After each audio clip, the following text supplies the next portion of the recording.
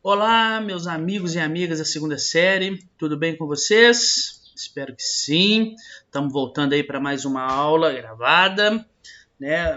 Desta vez vou fazer com vocês aqui a correção de alguns exercícios esses do nosso capítulo lá, da frente B, né, o capítulo 3, referente aos transportes, tá? Nós acabamos a matéria de transporte durante a nossa live, na terça-feira, e hoje retorno fazendo a correção de alguns exercícios. Selecionei alguns dentre aqueles dos exercícios de aprendizagem para fazer a correção. E qualquer coisa, né, se precisarem ainda assim que corrija outros, seja dos exercícios propostos, ou seja da sessão Enem, ou algum que eu não tenha selecionado para a lista aqui, basta vocês me procurarem, tá? Mas eu selecionei aqueles que talvez sejam mais relevantes, aqueles que as provas mais cobram e mais trabalham quando o tema está relacionado aí a transporte, ok? Então vamos lá. Bora, deixa eu ver aqui, estou meio perdido, o que eu tenho que fazer? Antes eu tenho que selecionar aqui minha canetinha. Legal, bora agora. Olha a questão 1. Você observou que o modal rodoviário é o predominante no país, apesar de não ser a melhor opção em termos de eficiência. Quais são as consequências para o Brasil da adoção majoritária deste modal de transporte? Quais os impactos da adoção desse modal de transportes para o transporte de cargas? Então, pergunta clássica aí nas provas de geografia, né, sobre a escolha do Brasil em adotar o modal relacionado ao rodoviário. Quais são os impactos desse modal para o Brasil, sobretudo para o transporte de cargas? Então eu tenho que lembrar, com a adoção desse modal, pessoal, o modal rodoviário, vamos dizer assim, o país ele perde competitividade. Palavra difícil, competitividade, tá? Ele perde aí competitividade comercial, sobretudo em sua inserção na economia mundial. O Brasil ele não consegue competir com outros países quando eu penso no comércio mundial. Por quê? Pois os fretes para as mercadorias são maiores aqui no Brasil, já que elas têm que percorrer longas distâncias no sistema rodoviário. Dessa forma, né, a gente pode pensar que as cargas elas ficam mais caras aqui no Brasil e alcançam um mercado consumidor mais restrito, porque o valor agregado a elas está maior. Então, recapitulando, com a adoção desse modelo rodoviário, desse modal rodoviário, o país ele perde o quê? Competitividade no comércio, na sua inserção no comércio mundial, ok? Porque os preços dos fretes, o preço do transporte, ele fica o quê? Extremamente caro. E se o transporte fica caro, ele atinge um número reduzido de pessoas, porque nem todas vão poder pagar ou vão querer pagar por este frete caro. Legal? Então essa aí é uma pergunta clássica, tá? De provas quando trata de transporte, né? As consequências, uma das primeiras consequências na adoção desse tipo de modelo, deste modal no Brasil. Impacto péssimo, né? Olha a extensão territorial do Brasil, nós falamos isso na nossa live, e este não deveria ser o principal modal.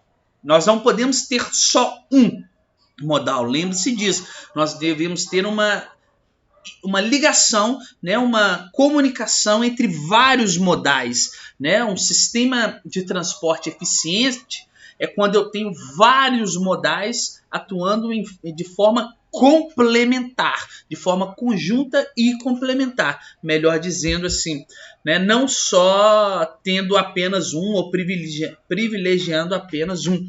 O Brasil, com essa dimensão toda, eu não poderia focar o meu transporte só na questão rodoviária, ok? Vamos lá, questão 2, também sobre o Brasil. Estou falando com vocês que é clássico perguntar isso, né?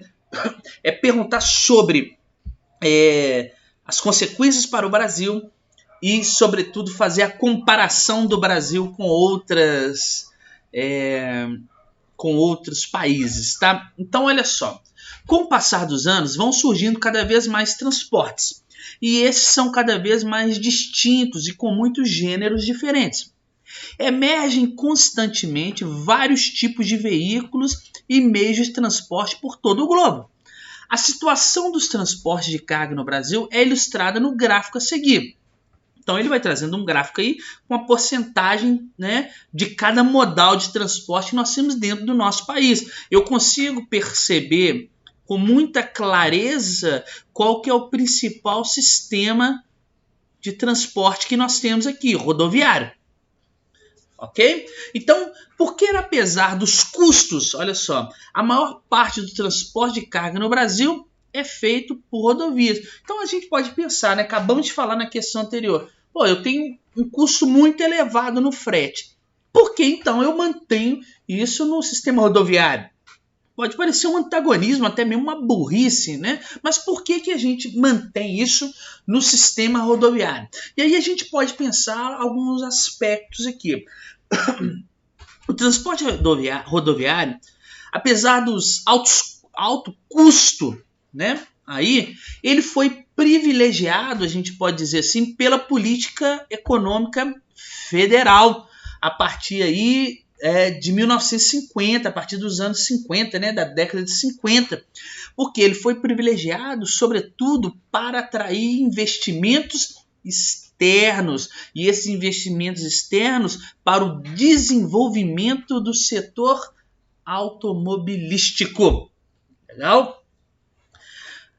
No caso de países com dimensões continentais, com um território tão grande como é o caso do Brasil aqui, o transporte rodoviário, ele, como nós falamos aí algumas vezes, ele apresenta como um dos mais flexíveis e ágeis no acesso às cargas, pois ele acaba possibilitando aí a interação de diferentes regiões, mesmo as mais remotas. Mas, né, porém, eu tenho que pensar que essa praticidade ela torna-se mais visível no Brasil por não haver outros modais à disposição. Não é porque assim, ela é somente prática, ela é ótima para ligar a vários pontos do Brasil. Eu vou em áreas remotas da região amazônica, eu consigo transportar, levar através do rodoviário, né? Mas ele não existe só porque é essa praticidade. Ele existe, sobretudo, porque não tem outro modal de transporte. Tá? Também eu posso pensar, né, que o Brasil mantém a questão dos transportes rodoviários, né, que é, de certa forma, uma qualidade para isso, de grande valia aí, né, é a simplicidade de funcionamento e a rapidez da disponibilidade, né? Quando é exigida aí, vamos dizer, pelo embarcador, né? Você constrói rodovias muito rápido e é muito simples você o quê? Implantar e fazer funcionar uma rodovia. Você coloca a carga num caminhão e manda ele embora. Com os outros transportes, você exige uma demanda muito maior. Existem muitos outros protocolos para realizar esse transporte. No rodoviário, não. A praticidade é muito maior. Legal? Tranquilo? Vamos mais uma então. Vamos lá, deixa eu passar aqui. Questão... não está passando. O que está acontecendo? Questão 3. Essa também é sobre o Brasil, né? Vamos lá. Deixa eu ver se precisa arredar aqui. Não, dá para ler. damos o nome genérico de custo Brasil a um conjunto de problemas estruturais da economia e da burocracia do país, que torna nossos produtos e serviços mais caros e menos eficientes, dificultando investimentos e o crescimento interno. Este custo incide sobre os produtos brasileiros, onerando-os acima do preço do mercado internacional, dificultando a competitividade pelo mercado externo. Então, o custo Brasil é isso, quando os preços de um produto, tamanha a burocracia, os problemas estruturais de um país, eles acabam aumentando o preço desse produto e não atrai investimento. O país não consegue crescer. E isso dificulta, claro, a competitividade do país no mercado internacional. Entre os fatores geográficos do custo Brasil, destaca-se o sistema de transportes. Na área de transportes, temos dois sérios problemas: o roubo de cargas e, principalmente, a precária infraestrutura do sistema de transporte em geral. Então, nós temos dois problemas aí que agravam o custo Brasil. Então, caracterize o atual sistema de transporte do Brasil e explique por que ele é oneroso para o comércio exterior. Mais uma questão para poder caracterizar o sistema de transporte brasileiro. Tá vendo? As questões trabalham muito com isso. Você tem que entender muito esse conceito do transporte deste modal brasileiro. Então, mais uma vez, o principal modal do Brasil é o rodoviário, que tem altos custos operacionais, ele tem altos custos operacionais próprios aí, como o consumo de combustível, petróleo que é importado, a gente cabe dizer aí, e longas distâncias a percorrer, já que o Brasil ele tem dimensões aí continentais. A gente pode pensar também pensando sobre a economia brasileira, e o que ocorreu nela nos últimos anos. O primeiro grande gargalo dessa questão econômica começou a surgir com a iminência de um apagão logístico. Lembra o que era logística? Nos últimos anos. E essa estimativa aí foi feita por alguns executivos e empresários do setor de transporte, rodoviário de cargas, preocupado com a forte demanda de segmentos do país, aliada à falta aí de aporte de infraestrutura, em portos. Então, esses empresários eles aumentaram o risco Brasil, o custo Brasil, desculpa, porque eles pensavam que ia ocorrer um apagão logístico no Brasil, que não haveria como mais transportar, fazer o transporte rodoviário de cargas, porque a demanda estava tão alta que os outros segmentos, os outros segmentos de infraestrutura, como os portos que trazem as cargas para o sistema rodoviário, eles não estavam dando mais conta, porque o Brasil não tem porto suficiente para isso, para receber o mercado externo, por exemplo, ou para levar para o mercado externo. E isso estava gerando um apagão na logística, aumentando o custo Brasil. Então a gente pode pensar por este lado. E, sobretudo, claro, os altos custos operacionais para manter uma rodovia. Legal? Vamos mais uma questão aí. Deixa eu ver. Eu não sei porque não está passando de primeira. Questão 4. Finalmente uma questão fechada. Também Brasil. Agora vamos parar de falar um pouco de rodovias, vamos ver as estradas de ferro, Vamos ver o sistema ferroviário. Olha lá. As estradas de ferro brasileiras nunca constituíram uma rede nacional, ou seja, elas nunca interligaram o território nacional. Mesmo durante seu tempo de modesto esplendor, resumiam-se a uma coleção de linhas de exportação de minerais e produtos agrícolas, que raramente tomavam a forma de uma rede regional, exceto parcialmente no Nordeste ou no estado de São Paulo. Ok? A malha ferroviária no Brasil nunca constituiu uma rede nacional. Por quê? Nós temos que lembrar que a malha ferroviária, como eu disse para vocês, né, os principais problemas que a gente pode entender que não permitiram uma integração das 5 regiões brasileiras, Norte, Nordeste, Centro-Oeste, Sudeste, Sul, a gente pode não permitir a integração então dessas 5 regiões brasileiras por meio do modal rodoviário, do modal ferroviário, desculpa, diz respeito a, sobretudo e principalmente, a implantação das bitolas de tamanhos diferentes que nós temos nas ferrovias. Cada uma era inglesa, a outra alemã, então os trilhos não encaixavam, então não tinha como interligar. E também a gente pode pensar uma falta de investimento e de manutenção nessa rede viária, né? Que acabou acarretando no sucateamento de milhares de quilômetros de trilhos. Alguns, ou a grande maioria, nem existe mais. E só a minha fala aqui sobre as bitolas diferentes e, sobretudo, sobre o sucateamento, né, dos quilômetros de trilhos, faz com que a gente possa desconsiderar aí a questão A. Olha só, possui uma malha com diferentes bitolas e interligadas. Já podemos desconsiderar ela. Podemos desconsiderar a B. Apesar de apresentar grande integração das malhas, elas não são interligadas. E também podemos desconsiderar a letra D. Apesar de apresentar grande integração das malhas, nós podemos então marcar a letra C. Possui uma malha com diferentes bitolas que interliga especialmente áreas do interior ao porto, visando a exportação. Observem aqui, as únicas áreas que são interligadas, ela não consegue interligar com mais áreas no restante do Brasil. Legal? Então, letra C. Vamos ver mais uma. Questão 5 agora. Opa, voltei, né? Questão 5. Olha aí, um comparativo aí, Brasil e Alemanha, que nós vamos ter que fazer.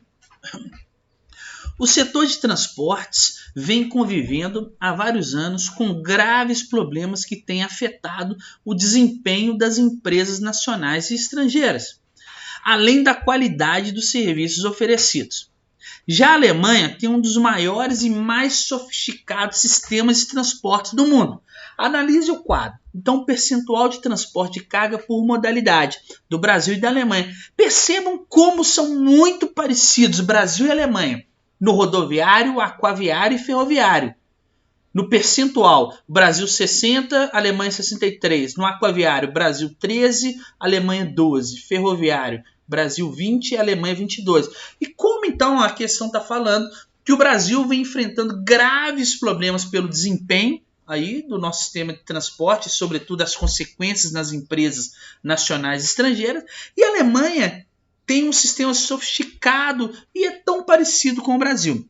Então, olha só, questão A e B. Apresente para cada item 2 argumentos de caráter espacial que expliquem a coerência da distribuição na Alemanha. Então, qual que é essa coerência para a distribuição do transporte na Alemanha? E dentre os argumentos que vocês poderiam falar, eu vou citar alguns aqui, né? E depois, se vocês quiserem, vocês me mandem aqueles que vocês, porventura, colocaram. Eu posso dizer que o território relativamente reduzido da Alemanha favorece o transporte rodoviário, mais barato para distâncias não muito grandes.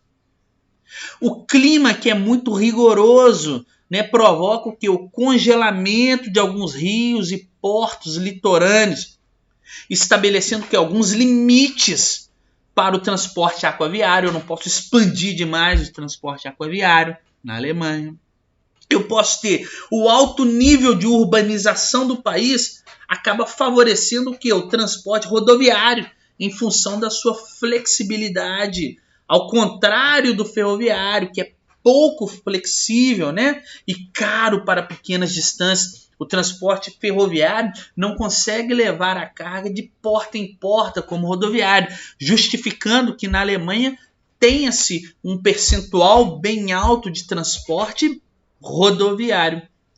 Mas é porque o seu território é reduzido, altamente urbanizado, Os rios que lá tem, né, eles congelam em grande parte do ano devido ao clima. Então, justifica, né, de forma espacial a coerência na distribuição da Alemanha.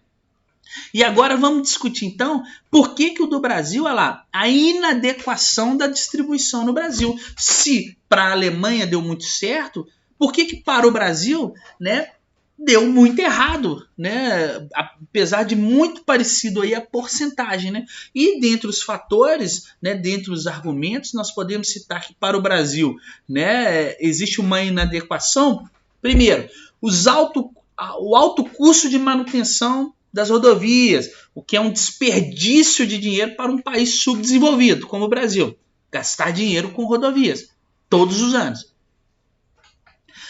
A necessidade de grande gasto de divisas, de renda, de dinheiro com a importação de petróleo, resultante que da opção rodoviária. Se a gente vai optar pelo sistema modal rodoviário, eu tenho que importar muito petróleo para colocar carro, caminhão, para rodar nessas rodovias. Então, gasta-se muito dinheiro com isso. O extenso litoral que nós temos aqui e a ausência de problemas de ordem climática, né? No Brasil, nós não temos aí invernos rigorosos, furacão, esse tipo de coisa. Então, o extenso litoral e a ausência de problemas de ordem climática favorecem um uso muito maior da navegação que de cabotagem, aquela navegação de costa a costa. Poderia ser muito maior aí a navegação nossa aquaviária. E nós não damos valor. Olha como ela é pequena aí, representa 13% apenas do percentual de cargas.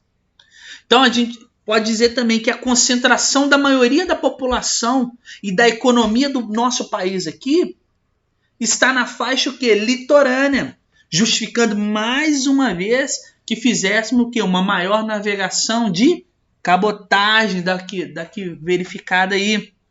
Posso dizer também que em decorrência aí, das dimensões territoriais do Brasil, deveríamos o quê? Privilegiar, né, os meios de transporte mais baratos para grandes distâncias, como o ferroviário e o aquaviário. Para grandes distâncias, eles são mais baratos do que o rodoviário. Ok? Então, deu para entender aí? Eu falei várias razões aí, né? A questão pediu 2 argumentos, eu dei vários argumentos aí que pudessem justificar a coerência e a inadequação. Legal? Vamos ver mais uma questão. Agora a questão 7. A geografia dos transportes estuda os sistemas de movimento do território, isto é, o conjunto de sistemas de engenharia e de fluxos materiais ou imateriais que respondem pela ligação entre os lugares. Legal.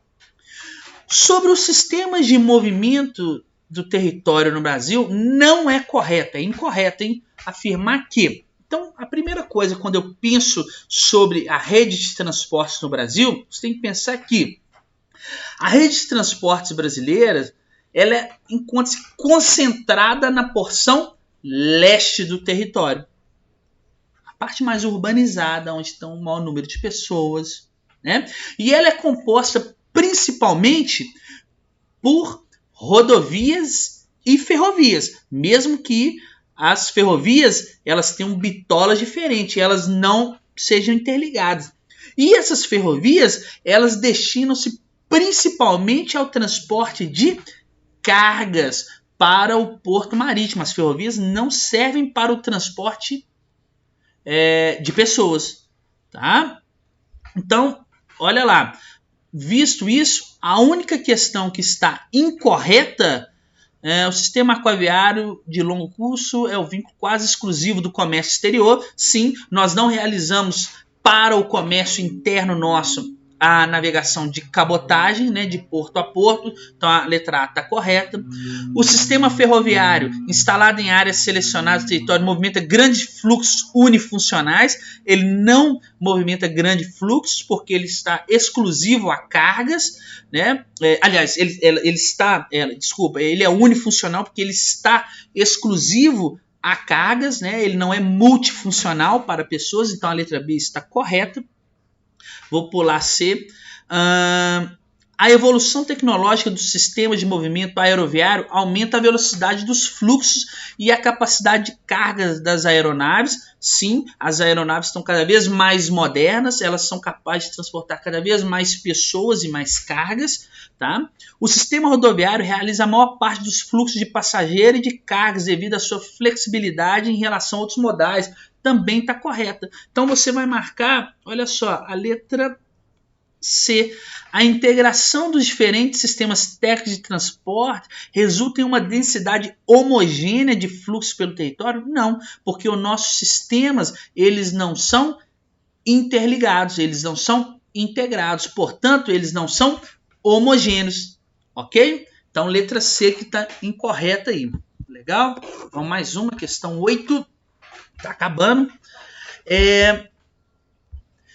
Dentre os 4 sistemas de transporte de passageiros e de cargas utilizados no Brasil, o rodoviário, o ferroviário, o aeroviário, o aquaviário, hidroviário, indique o modelo mais usado e discuta um dos problemas desta opção de modal. Mais uma questão falando aí sobre o sistema, você vai escolher, obviamente, o rodoviário. Então, vamos lá.